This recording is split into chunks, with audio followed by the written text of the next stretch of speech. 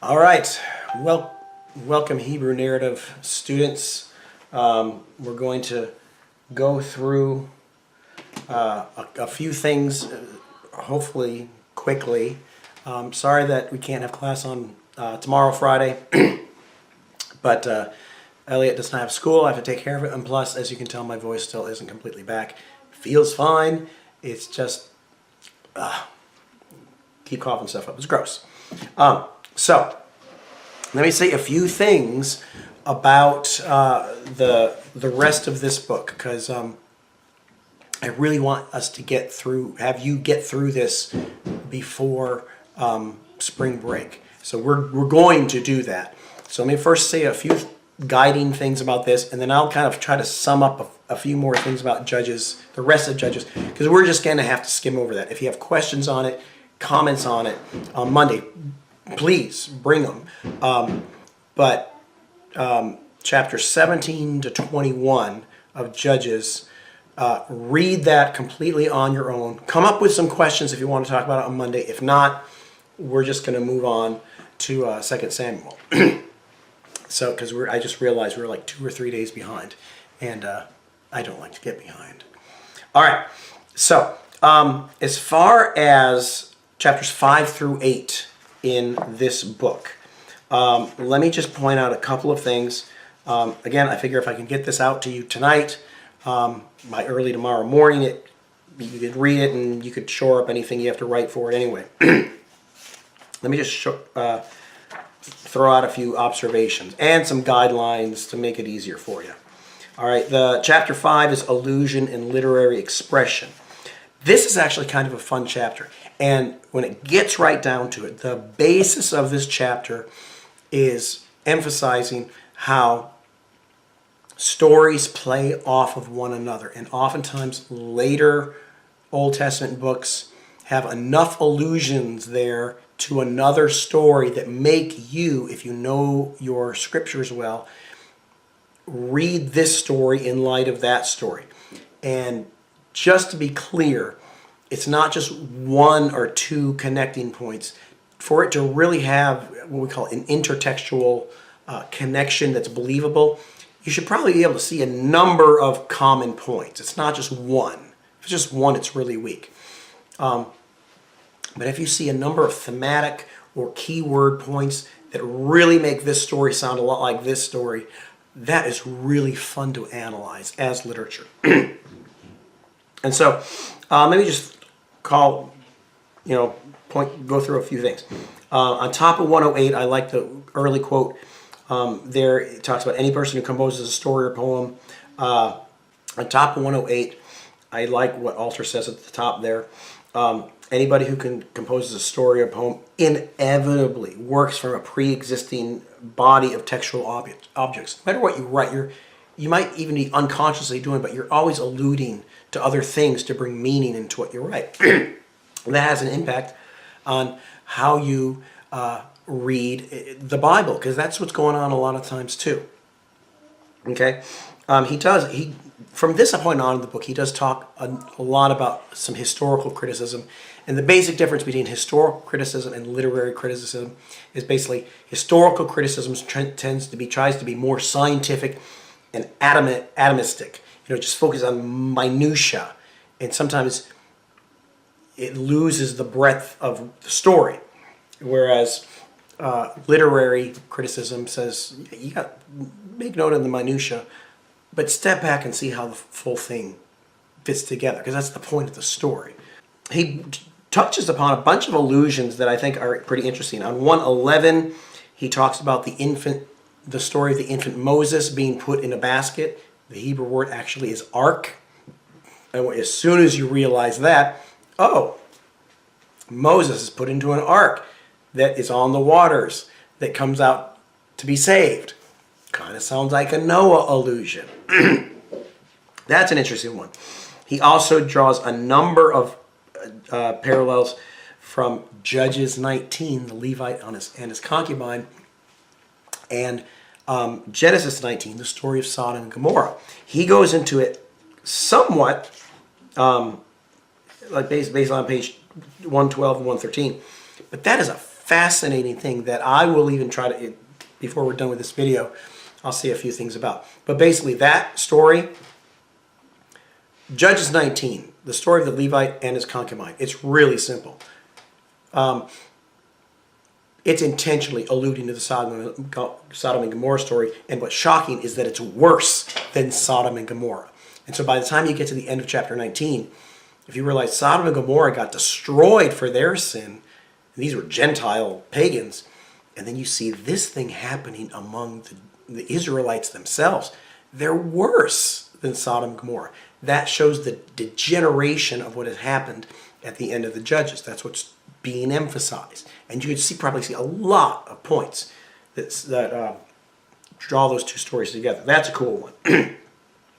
On page 114 and 115, he talks about the connections between the story of Joseph and Tamar, and Potiphar and all that stuff in Genesis, and the story of Amnon and Tamar. Not Joseph, just I say Joseph and Tamar. Joseph, okay. The combination, the connection between the story of Amnon and Tamar in 2 Samuel 13, which we'll cover later in the class, and then Joseph and Potiphar's wife. There are a number of literary connections there that you might want to comment on, and I think they're pretty interesting. They're worth noting. Another play off one story off of another. And he emphasizes this in the middle of 117. Since the biblical writers saw history often as a pattern of cyclical repetition of events, there are abundant instances of this first category of allusion. You see it all the time. This event is kind of like that event. And that's what a lot of these biblical stories bring out. And that's what's fascinating. He draws connections, allusions between the beginning of the Joshua narrative and the conquest narrative to the Exodus. There's a whole bunch of stuff there that he goes through on page 117 to 119 that shows that there's connections there to show that Joshua is the new Moses. I mean, off the top of your head, they crossed the Red Sea to go to the Promised Land, and right before they go to the Promised Land, they crossed the Jordan River in a same fashion. That's not an accident. That the writer is trying to get you to see, read this in light of this, and what can you take to understand this better. That's the beauty of allusions. All right, so there's a whole bunch of stuff there. He also talks about on page 122 and 123 the Rahab story, and how it's kind of similar to the Passover story in a sense. I'll let you look at that and see if you want to comment on that. That's a very interesting allusion.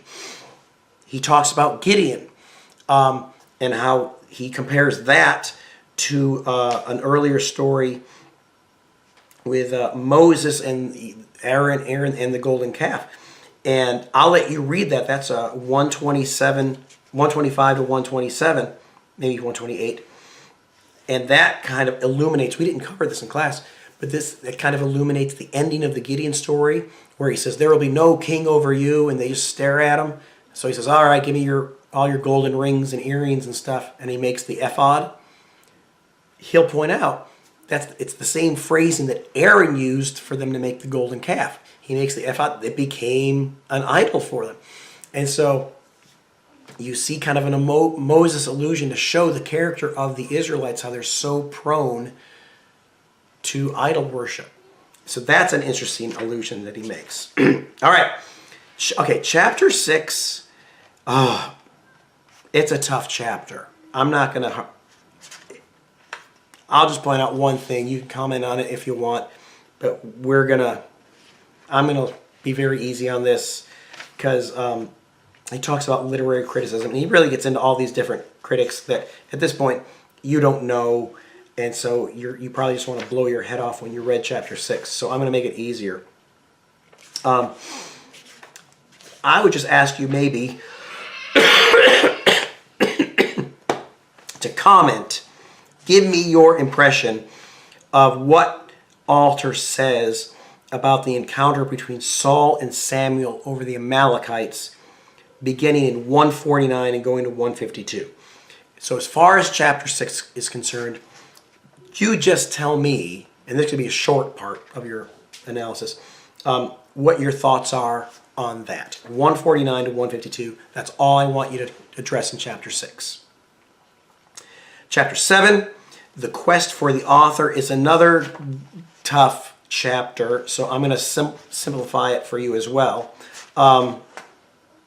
He talks about Harold Bloom in the book of J, and he really goes to town on Harold Bloom, but if you haven't read Harold Bloom in the book of J, you're not going to get it. So I should have told you this earlier. Make it easy for you. Comment on what he says, starting at the bottom of 162 all through 63, about, again, he's addressing source criticism, trying to find the original sources, and how profitable can that be. So, I don't know, I like the trying to unscramble the omelet analogy. Give me your thoughts on what he says on page 163 and what you think he means there. But other than, so basically 6 and 7 could be, your comments can be really short, just on those two things. All right.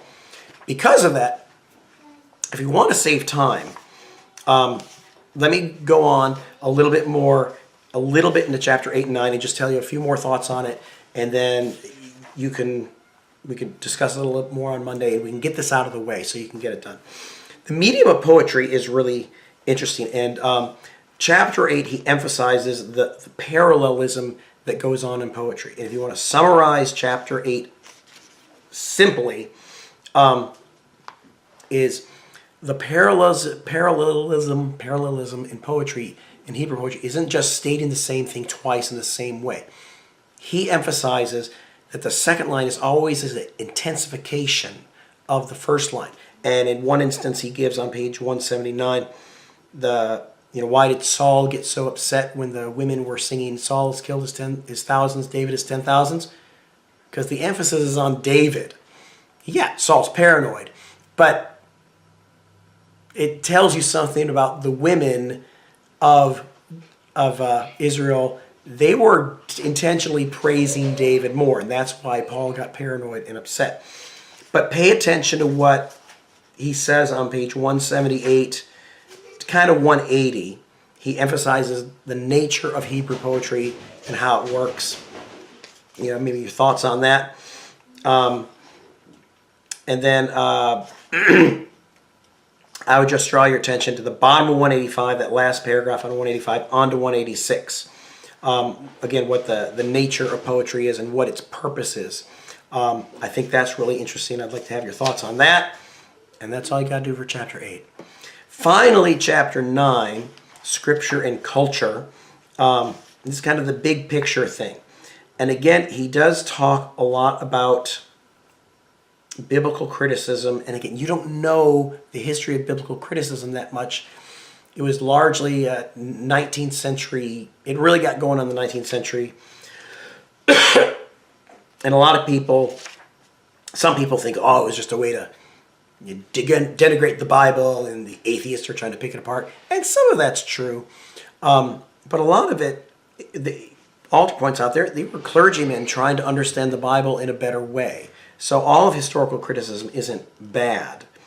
But anyway, he gets to, what he really gets to by the end of the chapter. And we'll just, again, I'm going to kind of simplify what I want you to comment on here. Starting on 202, going to the end of 210. Focus on those pages. What effect does reading the Bible, its literature, have on the concept of biblical authority? Starting on 202, he says that on one hand, this literary criticism that we're doing in class is a culmination of what began as a secular investigation of the text, starting with source criticism and then redaction criticism and now literary criticism. It's kind of a secular enterprise, but at the same time, he says, reading the Bible as the literature that it is also can recapture the original intent of the Bible, and that has a very religious intent. So that's a really interesting concept to think about. And so what I'd like you to do there, and then he clearly tries to show a difference between historical criticism at the bottom of 204 and literary criticism at the top of 205. He tries to paint how they're different. That's an important thing to note. And then he uses at the end of the whole book, he alludes to Genesis 33 and the reconciliation of Jacob and Esau. He's making an allusion to that. And I want to get your thoughts on that. How does he use that story in Genesis 33? How does he use that to describe the connection between historical criticism and literary criticism? If you can explain that, that's really good. All right? So that is all you need to do for this. Now, I know I said for Monday, just have the review part for 5, 6, and 7. But since I've done this now, try, please, please, please. I'm too nice of a guy to like say, yes, have it done by Monday. But it would really be super duper if you can just bull your way through and write some comments for the rest of the chapters. Have it in by Monday. In fact, if you're not done with 5 through 7 because it's still due tomorrow, just do 5 through 9 for Monday. Obviously, 6 and 7, just focus on the 2 things I've mentioned. 8, just focus on what I just mentioned. And 9, focus on just what I mentioned. Because those are the really important parts that if you show me you understand that, then you've taken out of the book kind of the big things I want you to see anyway. All right? So with that, let me summarize the rest of Judges for you. So, scene 2. All right. If you read chapters 17 and 18, it is 2 really weird chapters that doesn't get a lot of play in sermons, I can guarantee you. But it's interesting to see the links all these individual stories make between each other. Elliot's in the bath. For example, with Samson in chapter 15, Samson and Delilah, she's paid 1,100 silver pieces to bind Samson. Then in chapter 17, you find the story of Micah says to his mother, the 1,100 silver pieces that were taken from you, I took them. So there's that same amount of money mentioned to kind of link it to the next story. I don't think this mother is Delilah, but that story, it helps link the 2 stories together, because I think originally a lot of these stories were probably oral tradition, and it's a mnemonic device to help remember what comes next. So anyway, the really weird thing is, what I encourage you to do is maybe pause this and just read 17 to 21 right now. Stop. Okay, I'm assuming 20 minutes have gone by and now you've read it. I'm just going to tell the highlights of what happens in these chapters, and you can comment on them on Monday if you want. Elliot, go back. I'll be done in a minute. Okay, chapter 17 is about Micah. He's a Levite, and the long story short is he takes this money and he makes an idol, a teraphim. He makes an ephod. Reminds you of the Gideon stuff. Go back to the bath right now, Elliot. What's a note? In 5 minutes, maybe 10. Go back. What's a note?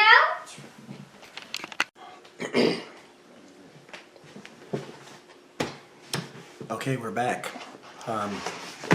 Elliot's bath has been finished. He wanted me to change, and then I was gonna wear a my nice shirt for this video, and he took it somewhere. So we're just gonna jump right in. We're gonna get this done. All right, Judges, chapter 17, the Micah the Levite.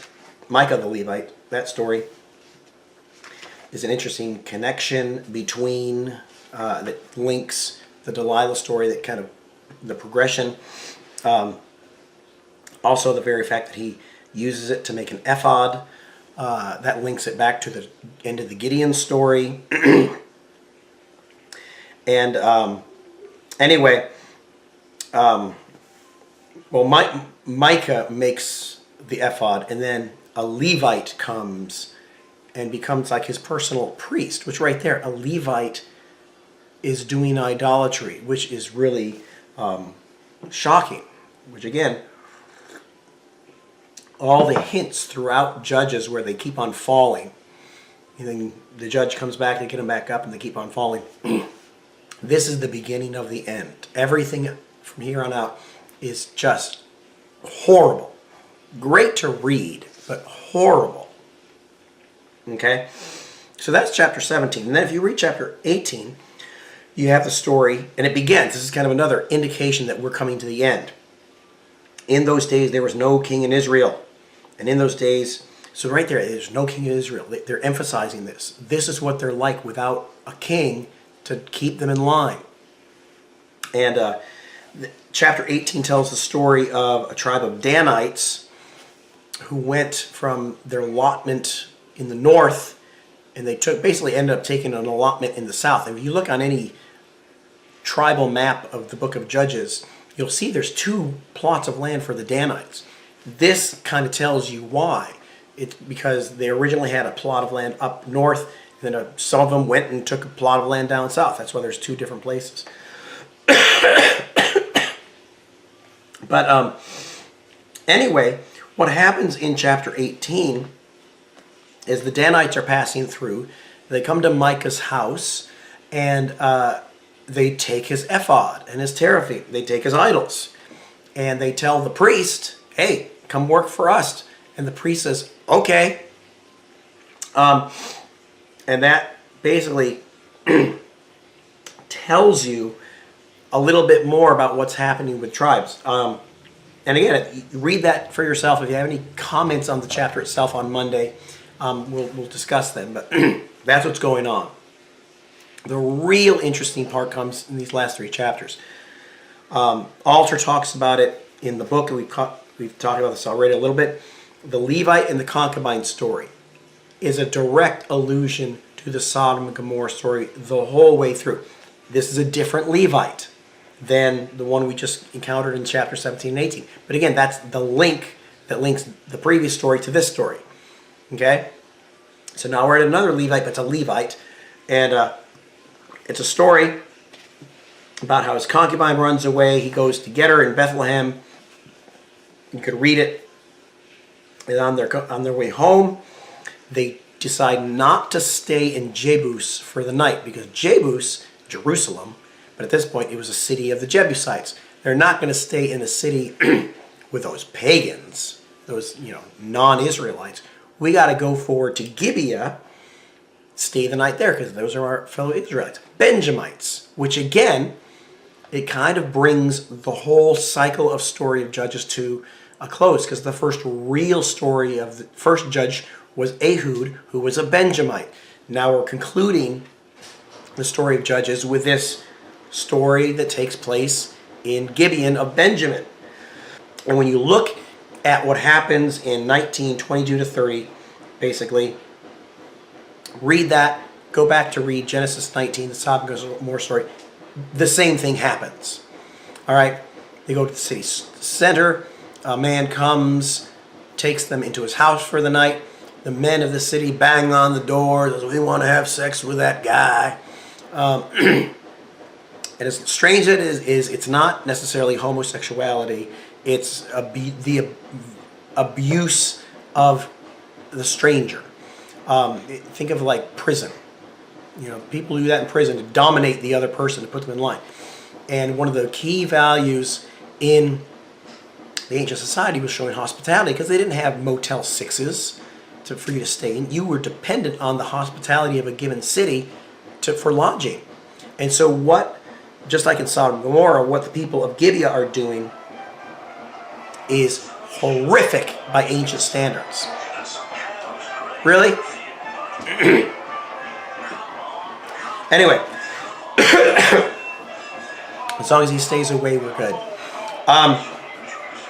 And so basically, the long story short is what is worse is that the Levite, when it comes to the climactic part, instead of the angels coming and saving everybody in the Sodom and Gomorrah story and getting them out of there, the Levite throws his concubine out to them and lets the mad group beat and rape her.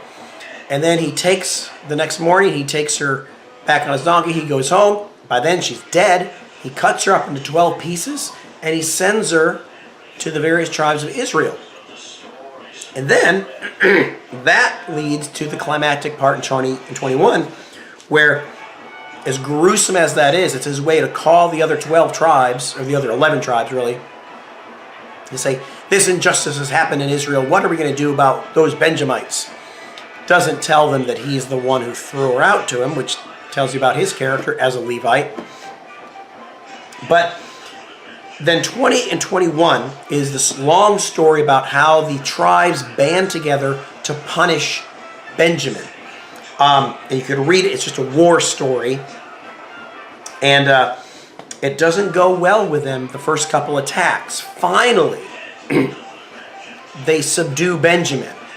But the thing you have to realize is that in chapter 20, the other tribes make a vow to the Lord that none of them will give their daughters to any of the Benjamites. Okay? Once they defeat the Benjamites, it turns out that there are 600 Benjamites survived. Okay? And they fled to a rock. You could read it. And at that point in chapter 21, the rest of the tribes, all of a sudden, they have a change of heart. And they say, oh, even though we made a vow to Yahweh that we would wipe out the Benjamites, we really don't want to lose a tribe. But oh my gosh, there's 600 Benjamites men left and no women for them. And darn it, we've already made a vow to Yahweh not to give our daughters to them. So what are we going to do, basically, to get around our vow at Yahweh? Chapter 21 is about how the Israelites get around their vow.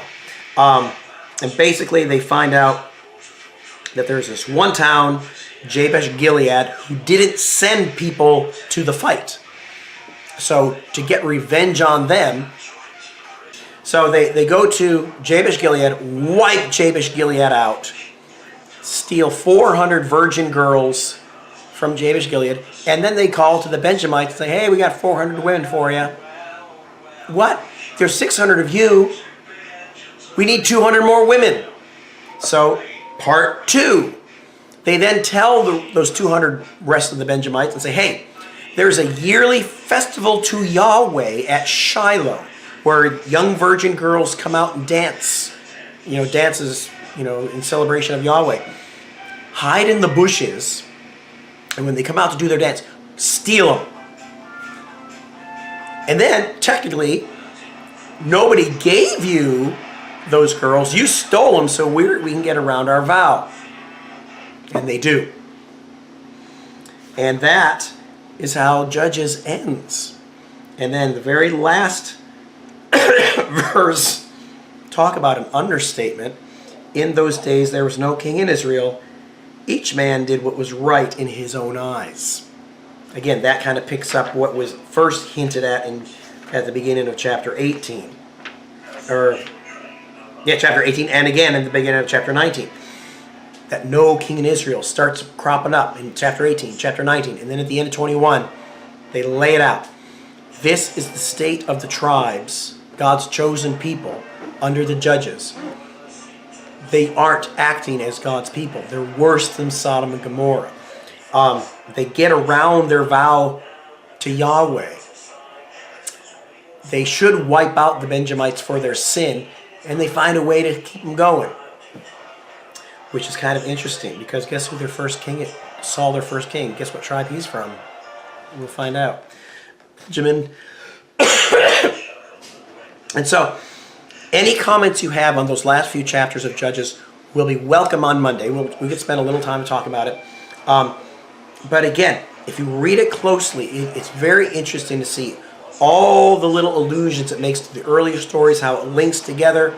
I'm sorry we didn't have a lot of time to discuss it in depth in class. Again, if you've read it and you want to make some comments on Monday, please do. But I want to push forward so we can kind of try to catch up. So, to sum up, on Monday, have the rest of the book review analysis of the world of biblical literature done. And follow my guidelines that I've just done in this video. Read the rest of Judges. And tell me what you think. And then we can move on. And then starting Monday, we're going to get into 2 Samuel. which is a fascinating book, one of my favorites. I mean, I love Judges, but I learned my Hebrew narrative skills on 2 Samuel.